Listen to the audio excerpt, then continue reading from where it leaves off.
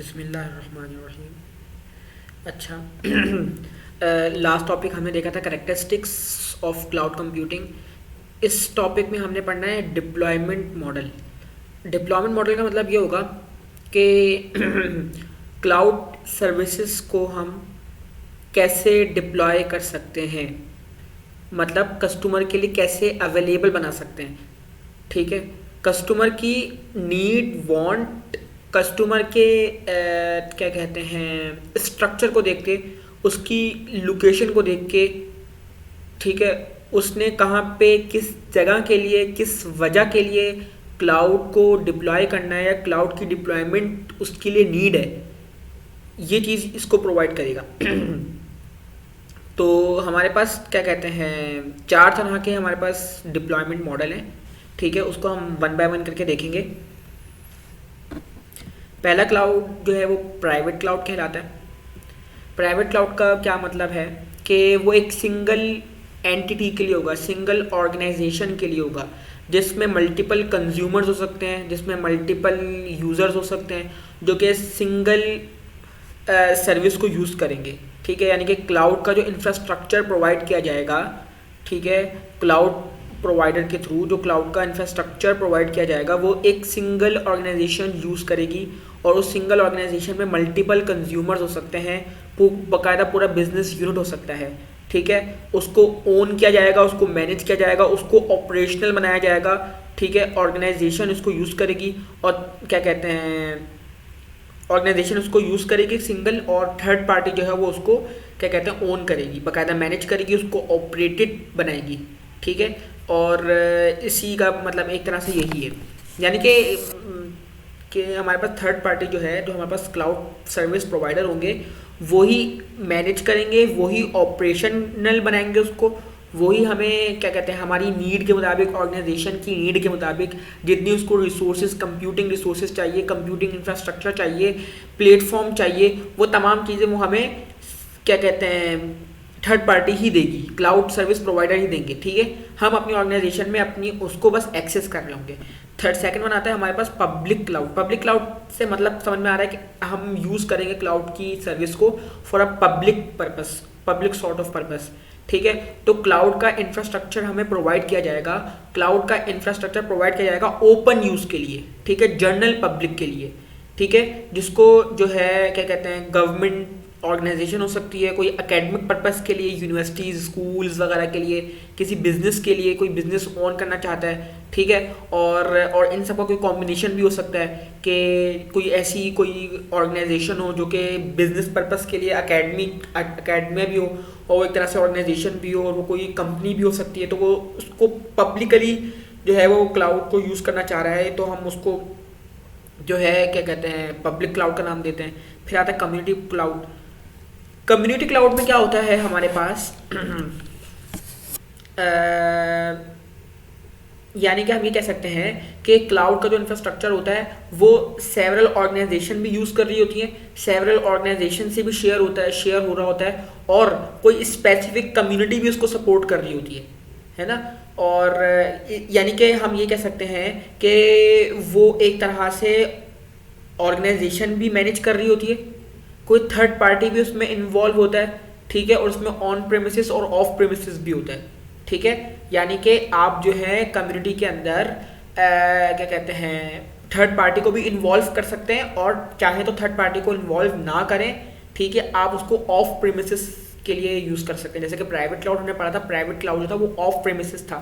ठीक है, यहाँ पे कम्युनिटी में हम ऑन प्रेमिसेस भी कर सकते हैं, ऑफ प्रेमिसेस भी कर सकते हैं। ठीक है, नहीं थर्ड पार्टी को इन्वॉल्व करें या थर्ड पार्टी को इन्वॉल्व ना करें, आप क्लाउड की इंफ्रास्ट्रक्चर को शेयर कर सकते हैं, एक्सेस कर सकते हैं। ठीक है, फिर आता है हमारे पास हाइब्रिड क्लाउड। हाइब्रिड क्लाउड में हमारे पास क्या होता है, यहाँ पे हमारे पास क्लाउड का जो इंफ्रास्ट्रक्चर होता है वो कॉम्बिनेशन होता है प्राइवेट पब्लिक का, प्राइवेट कम्युनिटी का, कम्युनिटी पब्लिक का। ठीक है, तो कॉम्बिनेशन जो होगा वो हमारे पास क्या कहलाएगा, हाइब्रिड कहलाएगा। तो हमारे पास ये थे हमारी यूज़र की को कैसे डिप्लॉय करेंगे हम।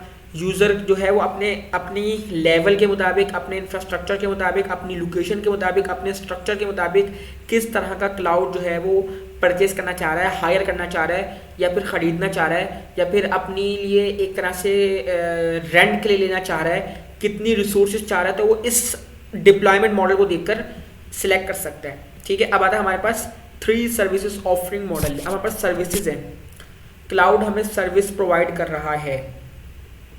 ठीक है, क्लाउड हमें सर्विसेज प्रोवाइड कर रहा है। तो there are 3 kind of services.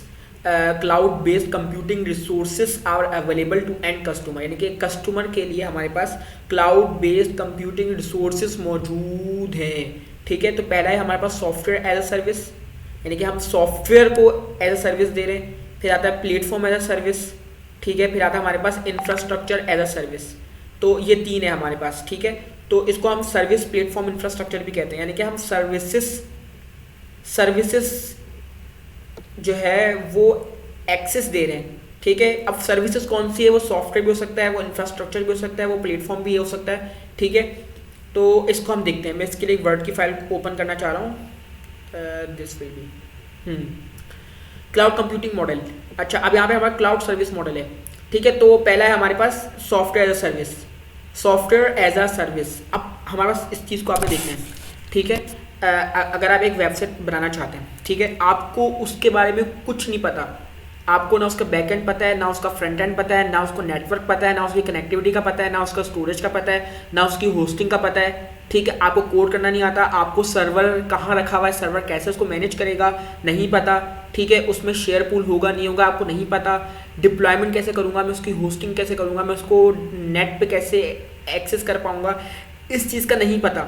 तो आप थर्ड पार्टी से कह के अपनी तमाम चीज़ों को मैनेज करवा सकते हो, ऑपरेशनल बना सकते हो क्लाउड सर्विस को लेते हुए, यानी कि आप बाकायदा पूरा सॉफ्टवेयर जो है वो सर्विस के लिए लेना चाह रहे हो, जिसमें आपको whole front end, whole back end, whole connectivity, whole storage, whole deployment, whole networking provide करेगा।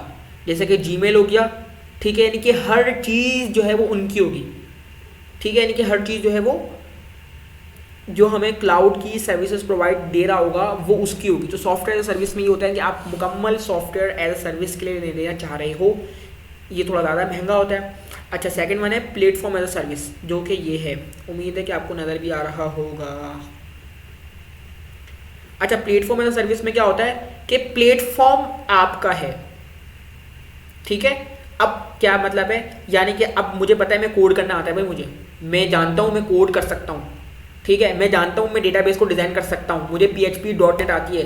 ठीक है, उससे मैं फ्रंट एंड बना लूँगा। ठीक है, उससे मैं बैक एंड बना लूँगा। ठीक है, लेकिन मेरे पास कोई प्लेटफॉर्म नहीं है यार, मुझे प्लेटफॉर्म की ज़रूरत है। ठीक है, मुझे कंपाइलर की ज़रूरत है, मुझे मेरे पास ऑपरेटिंग सिस्टम नहीं है जिसकी वजह से मैं उसको ऑपरेशनल बना सकता हूँ, मैं अपने रिसोर्सेज को मैनेज कैसे करूँगा, मेरे पास इंफ्रास्ट्रक्चर नहीं है। I need infrastructure, I need compiler, I need operating system, but I know how to design the front end, how to design the back end. ठीक है, तो उसके लिए आप प्लेटफॉर्म को हायर करते हो। ठीक है, प्लेटफॉर्म एज अ सर्विसेज की आप सर्विस लेना चाहते हो। ठीक है, यानी कि आपके पास कोडिंग तो है लेकिन आप किस पे उसको रन करोगे, आपके पास प्लेटफॉर्म नहीं है जिस पे आप उसको रन करना चाह रहे हो, तो आप प्लेटफॉर्म ले सकते हो एज अ सर्विस। ठीक है, यानी कि जैसे गूगल ऐप इंजन है, गूगल ऐप इंजन आप क्या कहते हैं, आपकी ही क्या कहते हैं कोडिंग होगी, आपका ही डेटाबेस होगा, आपका ही फ्रंट एंड होगा, बस वो आपको एक प्लेटफॉर्म प्रोवाइड कर रहा है, यानी कि एप्लीकेशन आपकी होगी। ठीक है, आपका डेटा होगा, एप्लीकेशन पूरी आपकी है, बस आपको वो प्लेटफॉर्म दे रहे हैं। तो ये प्लेटफॉर्म एज अ सर्विस हो गई। तीसरी आती है infrastructure as a service. Infrastructure as a service में क्या होता है कि आप जानते हो आपने कोडिंग कैसे करनी है, आप जानते हो आपके पास प्लेटफॉर्म मौजूद है, आपके पास प्लेटफॉर्म भी मौजूद है, आपके पास पूरी एप्लीकेशन है, आपके पास पूरी वेबसाइट है, बट आपको होस्टिंग के लिए स्टोरेज चाहिए, आपको नेटवर्किंग चाहिए। ठीक है, आप क्या कहते हैं, तो आपको क्या चाहिए होता है, इंफ्रास्ट्रक्चर चाहिए। ठीक है, यानी कि आपकी एप्लीकेशन है, आपका ही प्लेटफॉर्म है, लेकिन आपको इंफ्रास्ट्रक्चर चाहिए, तो आप इंफ्रास्ट्रक्चर जो है वो एज अ सर्विस के लिए ले सकते हो। तो हमने ये चीज़ देख ली, हमने सर्विस मॉडल देख लिया।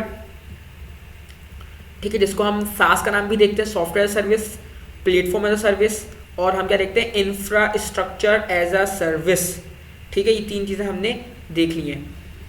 अब आता है हमारे पास